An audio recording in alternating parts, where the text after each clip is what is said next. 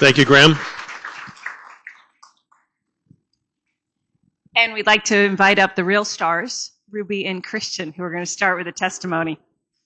So if we can be welcoming to them.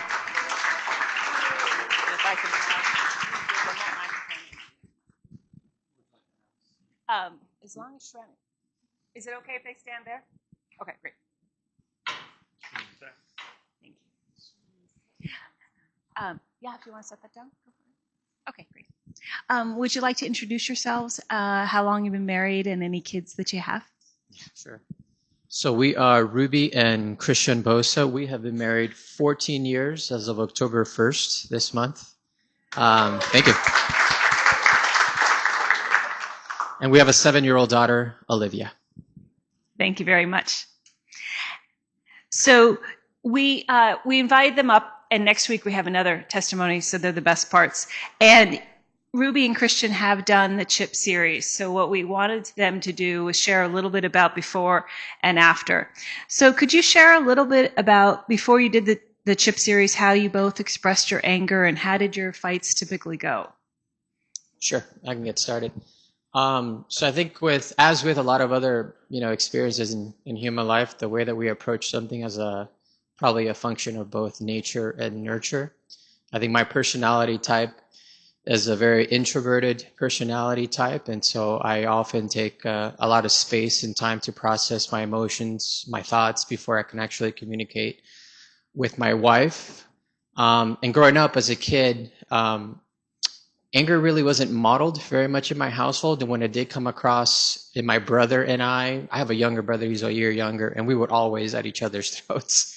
And so I got a lot of shame basically for being angry at my brother, or vice versa, my brother being angry at me. And so I think between, that conditioning that I experienced growing up in my own personality type, whenever we got into fights, obviously those two factors carried over into our relationship. And so whenever we got into arguments, I would want to withdraw. I'd want to walk away from my wife, get some space, get some time to process my emotions. That wasn't always necessarily the case. There were times where I stuffed so much that I would spew, and so we'd have pretty intense arguments. And for me, I am the opposite of him.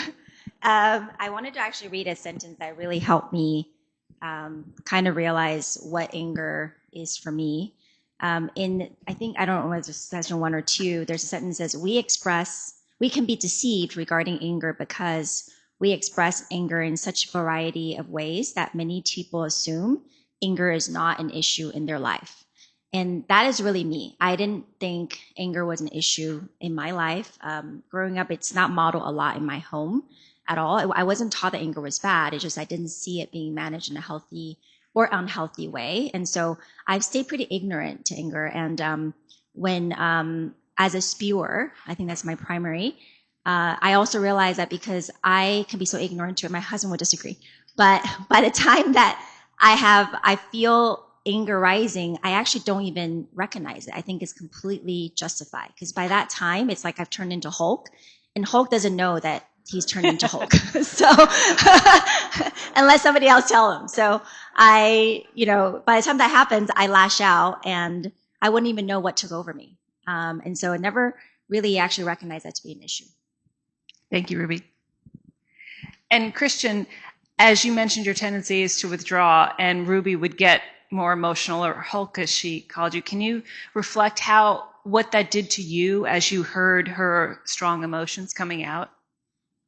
Yeah, I think the initial emotional response was just a feeling of being overwhelmed. But usually the way things panned out is that Ruby's very much in tune with her own emotions. She's very quick to articulate them, very quick to articulate her thoughts. Most of the time I'd feel, gosh, I don't even know what is going on with me internally. I feel something happening. It doesn't feel pleasant. And if I did feel anger bubbling, I would just try to suppress it as much as I could because there's just so much shame growing up about feeling anger and expressing anger. That was the only way that I knew how to deal with it. And of course, me closing up, me withdrawing, worse, me walking away would only make things worse for Ruby. I mean, she can speak to it a little bit more, but it probably sparked some, sense of abandonment, right? Sense of rejection that it was too much for her to take at that point in time. And Ruby, can you share on that? What was it like when Christian would withdraw? Yeah, so I think those of you that are aware of the thunderstorm and turtle analogy, so I'm the thunderstorm spewer and he's the turtle stuffer. And when I want to deal with things right then and there, and if Christian is withdrawing, he's holed up somewhere, on his phone on the couch instead of talking things out with me, I perceive that he's trying to deflect me, that I'm unimportant. I feel ignored. I feel abandoned, like he says. And that just triggers the spewer in me. And sometimes I'm like a spewer leaker. So at first I'll say something sarcastic, like, you have time to be on your phone, and rather than talking to me when I really need to talk to you, things like that, right? But when I become the spewer, it pushes him away, or leaker, or spewer, and this crazy cycle just continues. Thank you so much for your vulnerability.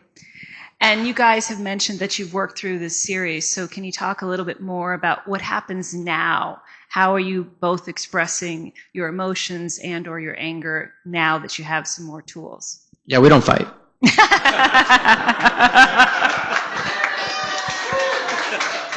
I wish.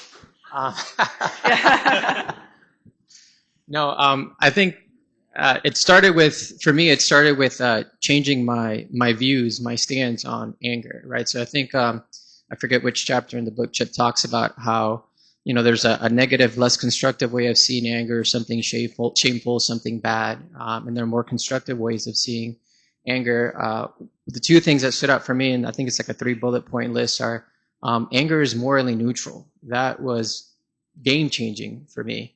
And the second thing was that anger actually is a signal that points to something deeper that's happening at play. And so once I started to see anger in a different light, a light that was opposed to shameful, right, sinful, even in some cases, that then also then allowed me to process my own anger in a slightly different way.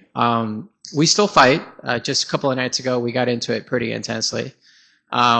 And we did not practice any of the tools that we learned in Chip Ingram's book. But thankfully, there have been instances where we have been able to put into practice some of the things that have been taught in the book. Actually, I think, Ruby, you have an example, right, that you want to share with the group? Yeah? Yeah, I'll share the example in a second here. I also want to call out one thing I learned about anger is that it's self-preservation. And so for me, it's a matter of being aware that I'm starting to have feelings that will turn into anger, but then also checking myself to see what I'm protecting myself from. What is that deeper thing? And I love the worship song that we heard today. It's God is our defense and righteousness. And as I feel like I'm defending myself, like if I recognize it at that moment, I realize I will ask myself, like, is there something that, I can turn to God about before seeking that, in my husband? So when I do that, it's great. When I don't, I spew. So the example that I was going to give, and that's why I brought my phone, it's the example of the patio table. So we have a teak patio table. It's kind of my pride and joy, my treasure. I felt like I made a really good purchase, on a really good price. And it's perfect for our backyard. We love to have people over and build community. But teak table, as most experienced people would know, needs a lot of work to restore. They withstand weather, but it takes work. So last year, before we get into the chip series, I really needed help restoring the table, but I didn't feel like I was going to get it, from my husband. So out of either spite or just want to avoid a fight, I did it all myself. And I knew how much work it took, but I did it, and that was fine. We avoided that thing. But this year, he offered to help, and I was like, yes. Like, he saw how much work that took for me, and he offered to help. Like, praise the Lord. And that was like in March or April, right? Summer was so far away. But the month come by, and then nothing happened. And I would say, well, what about the tea table? And be like, oh, but that's not my priority right now. I haven't forgotten, but it's not my priority. And I'm like, I got to respect his priority. Okay. Another month goes by and nothing happens. And here I am going, now you've broken a promise, right? And this is not okay. And so I can feel like my self-justifying thing built up. And then I remember, luckily, we just started going through the CHIP series. And I recognized that. And there's a tool that I remember applying, which I think you guys will hear more about today. It's on around the I feel message. Now, I've learned the I feel message before, but I didn't really apply it for this scenario of anger. So I could feel myself leaving for one day and just wanted to like let him have it and walk out. And then I kind of held myself back and I told him, I'm going to send you an I feel message. He's like, oh, okay. And then he's waiting. And then it came through email. And what I said was, I feel ignored and not valued when I gave you a request to complete something that is important to me, and that you have the ability and flexibility of time, especially with grandparents here, to make happen that might not be important to you, but brings me a lot of joy. But I don't see action taken from you to prioritize. And then I went on to say, more explanation. Then I said, I desire that you show in action that what matters to me matters to you and is worth you sacrificing your energy and time for. And I'll do my part to make these requests within reasons. And then there was more. And so I waited and waited.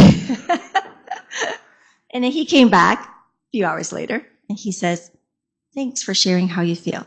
I understand how my behavior made you feel ignored and unimportant. And it felt really good reading that. Although obviously that is not my intention. I'm sorry about that. I hear you saying that you want these 3 projects done. And he lists out 1, 2, and 3. Teak was one of them. And they're important to you. So I will commit to working on them. I also will set the expectation about timing and priority. So he gave me a date, which is a few weeks out, but I love having the date. And he actually followed through it. So that tool, that tool solved a really big fight or prevented a really big fight otherwise. We forgot that 2 nights ago. Yeah, this was dated June 11th. So that reminded us we really need to refresh on our toolkit. Can we all thank Ruby and Christian? Thank you. And I just want to say they are actually teaching week 9, so you get to hear them again. Yes, thank you for that. And how powerful this testimony. We're all unique individuals. And what that means is our anger is unique as well. And so we all have to work this through for ourselves and what our mask is and how we deal with these things. So we're going to be getting into tools for that. Okay. What about you? Have you had more opportunities to see anger in your marriage these last few weeks? We know we have. As you learned from Craig last week, there are underlying emotions regarding anger. Discovering these is key. From previous sessions, you may be struggling with stopping from getting angry, wrestling with the concept that anger is not a bad emotion, or acknowledging I do get angry. Today we're going to go practical. We're going to look at tools that we can use when we get angry. We're going to use the study guides. We're going to be in sessions 3 and 4. All right, so is anger the problem? Starting on page 24, anger is a secondary emotion. Again, this concept may be hard to believe. Especially for spewers, it's easy to be angry rather than face the deeper issues. Anger is not the problem. Anger is like a red warning light on the car dashboard. Anger is indicating that something below the surface is amiss. It could be many things, thus the need to dig deeper and into the emotions. Here are some things that make me angry, and you may be able to relate. How others drive, how others move around in stores, traffic, things people say to us, the looks they give us. Others not following through on commitments, not making plans, or canceling them. Spouses, kids, bosses, employees, friends. Now that I mention it, it seems like though everything can make me angry, and all throughout the day. So, what's behind the anger?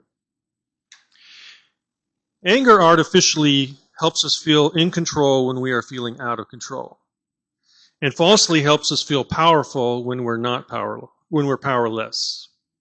Anger is like an iceberg. Most of it is below the surface. Have you ever used anger to try to gain control of a situation? I know I have. Last week, Craig led us into diving into our feelings. We hope you gained insight from your primary triggers. In the book, Chip categorizes these into 3 buckets: unmet needs, unmet expectations, insecurities. These are typically what drive anger. All of us use coping mechanisms to manage our anger. Have you ever spewed and regretted it? Said a harsh or sarcastic comment and then justified that wasn't what you meant? Withdrew from, ignored, or barely connected with your spouse for days so you could find the right words to share why you were upset? Got on a shopping spree when you didn't have the money to spend? Decided the house wasn't clean enough or organized enough and just dug in when it wasn't necessary? Had more drinks than you should have? Retreated to the yard or garage to work on a project that wasn't the most urgent need? Exercised so hard you had to take a nap when there was something more important to do? Gone to the fridge or the pantry when you weren't hungry and the next thing you knew, the bag or the container was empty? Or binged watched a show rather than spending time with your spouse or family? Okay, I'm going to turn it over to Lori-Kate, and she's going to start taking us through some of these tools. Thank you, baby. Thank you, baby. And Ruby set this up so well for us. But let's start with the basics. Hurt comes from real or perceived unmet needs. And it's important here you see the words real or perceived. So the person who is feeling the emotion, it's their reality. If they perceive it, that's what they're going to react to if they're hurt. And this is the tool that I end up using the most, because this is the emotion that I feel the most, is under my anger, it tends to be hurt. And we learn in the Bible, there's a lot of references to anger. This is one of my favorites. Anger is cruel and fury overwhelming, but who can stand before jealousy? Again, envy is one of the major ways that people get to feel hurt. Let's look at some other biblical examples. So Joseph and his brothers. If you read the Bible verses, Joseph's brothers hated him because Joseph's dad paid special attention to Joseph and not his brothers, and they sold him into slavery. Or have you spent some time in the Psalms recently? The lament Psalms make up 25% of the Psalms. There's a lot of whining and complaining there. So when you're feeling hurt, you can use the Bible as a resource to know that you're not alone. And God models that through the Psalms. So what do you do when you have this tool? And again, Ruby just gave you a phenomenal, she actually demonstrated both of these tools for you. We prefer Danny Silk. So if you've been in venture marriage for a while, we were taught this by Graham and Carla a previous semester. So I feel, and I like a bad emotion or a negative emotion. Then and describe the emotion, and I want to feel the good emotion. And literally you heard Ruby give her example. Now what's important here is that you want to share your feelings and you want to attack the issue and not the person. And that's really hard to do. So one of the group questions, I'll give you a heads up on this, is what not to do with the I feel or the I desire tool. You'll see, I like to say don't use the word you or limit it as much as possible, because when you come out with someone with a you usually are going to get a defensive response. The other trick I like to use is if you can substitute the word I think instead of I feel in the same sentence, then it's not an I feel tool. Here's a bad example. I feel you were wrong. Not really a good example in many ways, but you can also say, I think you were wrong. It's not an I feel statement. So in each of these tools, Cody and I are going to give you examples from our marriage about how we've done this poorly and how a better way to do it is. So when Cody moved into my house after we got married, I had been a widow and a single mom. I had an alarm on. I had all the doors locked. Safety was a real issue for me. Cody lived in a much safer neighborhood and didn't always lock the back door. And so the first few times probably, I said something, and notice how close I can get the words. I feel scared when you forgot to lock the door. Why don't you care about me enough to know that if you don't lock the door, I'm going to feel upset and scared the next morning? As you can imagine, did not solicit a great response from my husband. However, trying to then use this tool, I said, hey, baby, can I bring something up? And he said, sure.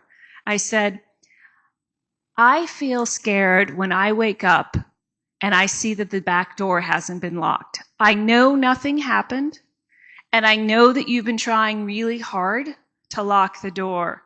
I want to share with you that I just feel really unsafe afterwards when I get up. Would you be willing to lock the doors at night? Got a completely different response from Cody. Pretty much since then, it's never happened. And not only that, every time I see the back door lock, I remember he's doing that because he wants to protect me. He's doing that because he cares about my feelings. He's doing that because he loves me. This is not a natural thing. So the next major bucket is, there are some other. Can you go ahead? Thank you. The next major bucket is frustration. Actually, you'll see Ruby use this tool as well. So again, if you see a frustration or an injustice from real or perceived unmet expectations, again, it's in the eyes of the beholder. You get frustrated. I like to say that anger is the distance between our experience and our expectations. One of the phrases that I relate to more is expectations are premeditated resentments. And this happens. Expectations are premeditated resentments. Gets us in trouble. So let's look at the Bible and some examples here.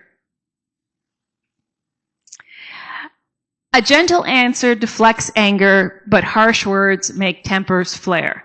If you're a spewer, I recommend memorizing this one.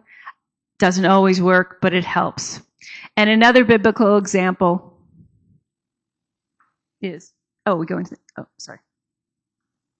is Naaman, sorry, the screen is off in the back, Naaman and Elijah. So Naaman was a powerful warrior who had leprosy. What happened was someone said, hey, go visit the prophet Elijah. Maybe he can cure you. So as Naaman is going up to where Elijah lives, Elijah sends out his servant and says, go dip yourself 7 times in the Jordan River. Well, Naaman was mad. The Bible says how angry he was. His expectation was, I thought he was going to come out and wave his hand over the leprosy and the leprosy would disappear. Why is this river better than where I live? This doesn't sound right. His warriors had to convince him, why don't you just try dipping yourself in the river 7 times? And his leprosy was removed, but realize his anger was from that expectation. So what tool do you use when you're frustrated? And again, Ruby had a great example of this. I desire versus I demand. So again, some things you don't do. You ought, you should, you never, you always. Again, you're going to get a bad response likely from your spouse of defensiveness. But what she said and what we recommend is I desire and then you describe the experience. And she was very specific in her words. An example from our marriage again is we were about to go on a big trip, and a couple months before the big trip, I said to my husband, "Hey, baby, can I bring something up?" He said, "Sure." I said, "Belize is one of the best places in the world to scuba dive. Can we get certified there and go scuba diving for part of the trip?" And he said, "Scuba diving sounds like fun, but I really want to relax on the beach." Now, what I would have done in the past is double down to explain why Belize was the best place to do it. We couldn't possibly get certified here before we went, and why can't we just rest later on the trip? Instead, because I'm learning this I Desire tool, I didn't have my end result in mind. And he asked, "Can we get certified before we go?" So I said, "Baby, thank you for sharing. I too would like to relax on the beach. Let me go find out if we can get certified." I did the research, came back a couple days later, asked for a time to chat about this. And I said, "Baby, based on our travel schedule, we can't get certified before we go. However, I talked to the shop, and we could chill the first day on the beach, we could chill the last day on the beach, and the 2 days in between, we could get certified and go scuba diving. Would that work for you?" I said, "Thanks for the research, and let me think about it." He came back a couple days later and said, "Yeah, that would work." No fight, no expectations that were on either side. We found a solution that worked for both of us. And by the way, we didn't go scuba diving because I got hurt. So some other tools, if you've been with Venture Marriage for a while, is Chuck Starnes also taught us the change request dialogue and the caring confrontation. And we're big fans of all Craig and Athena's tools, and if you've been through Courageous Conversations. And the big point here is there isn't one tool to use when you're angry. There's lots of tools. It's more about flashback to last week and Craig. What's the underlying issue or emotion behind your anger? So now I'm going to turn it back over to my husband. All right. I get to talk about insecurity because that's my biggest problem. Insecurity comes from real or perceived attack on my personal worth. Again, note the word perceived. Personally, most of my triggers come from perceived attacks. This anger is evidence of insecurity in my life. I will leak following getting triggered, and whether you spew stuff or leak, anger is the warning sign that you are dealing with a threat. Paul Tournier, in his book, The Strong and the Weak, said that everyone is desperately insecure. So strong defensive reactions indicate anger. Most of us either power up or power down when angry. For myself, when I'm leaking, I'm powering down and withdrawing. Now, when I'm spewing, I'm powering up. A biblical example is that of Saul and David from 1 Samuel 18:5 through 9. After return from victory, having defeated the Philistines, the crowds chanted, "Saul has killed his 1,000 and David his tens of thousands." Saul was happy that the Philistines had been defeated, but hearing the people chant, "David was more successful," made Saul very angry, saying to himself, "Next they'll be making him king." So from that time on, Saul kept a jealous eye on David. So, what is the tool we can use when we realize that the emotion behind your anger is insecurity and we feel threatened? The insecurity tool begins with some diagnostic questions so that you can dig deeper. What is being attacked? Who is attacking me? Is the threat menial or meaningful? And whose approval am I seeking? Okay, let's review what not to do. As a teen, I earned the cycling merit badge in Boy Scouts. In my 20s and early 30s, I raced bicycles. Ever since, cycling has been my main fitness and recreation. In our relationship, we have worked at making cycling a connection activity. Last March, we got Lori-Kate an e-bike, and this has worked great. We have really been enjoying our bike rides together. Well, one morning we were about to leave for a bike ride, and Lori-Kate noticed that her bike wasn't charged up. I had not properly connected the charger to the bike. Lori-Kate wasn't upset, but she was concerned with how to proceed. I offered not to go, but she really wanted to try. Now, what I didn't realize at the time is that I was very upset with myself for not having charged her bike correctly. As we went on the ride, Lori-Kate asked that we go slowly for the first part of the ride so she could conserve the battery. Again, I was angry and not listening very well. I leaked a few times. Lori-Kate asked again that I would slow down, but this time I leaked out, "You didn't say our special code word when there's a big gap." So for the rest of the ride, we were in a fight. It got so bad I had to use Craig's biblical apology to get out of it. This threat was meaningless. I was triggered and reacting from childhood experiences where my dad had criticized me in a harsh way that I felt was unfair. Even though this was different than the original hurt, it had hit my trigger. I reacted in my anger style. Okay, after that, in getting ready for this course, we were going through this anger material, and I made some progress on my anger style. So about 2 weeks later, the same thing happened. I didn't connect the charger properly, and the bike wasn't fully charged. Now, Lori-Kate wasn't upset, and she still wanted to go. The difference this time was I stopped and said I was angry at myself that I had not connected the charger properly. I expressed my anger. Poof, it was out.